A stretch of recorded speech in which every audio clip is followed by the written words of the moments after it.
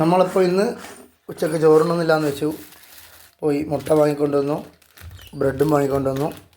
അപ്പോൾ മക്കളെല്ലാം നേരത്തെ അമ്പലത്തിൽ പോയി ചോറുണ്ടിട്ട് വന്നതാണ്.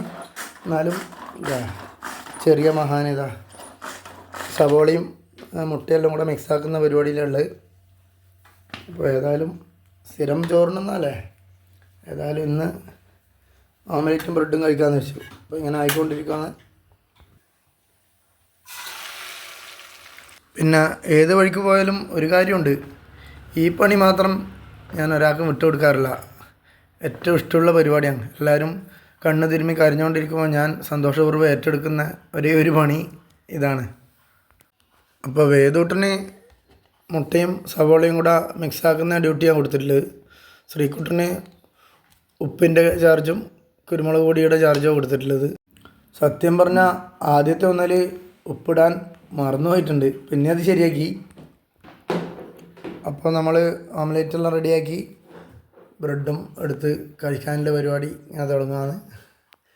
എപ്പോഴും ചോറുണ്ട് ഭ്രാന്താകുന്നില്ല, ഇടയ്ക്ക് ഒരു വെറൈറ്റി. വൈകുന്നേരം തട്ടുകടകളിലൊക്കെ പോയി കഴിക്കുന്ന പോലെ ഇന്ന് വീട്ടിൽ നിന്ന് ഒരു വെറൈറ്റി ആയി കഴിക്കാമെന്ന് വിചാരിച്ചു. Okay, thank you.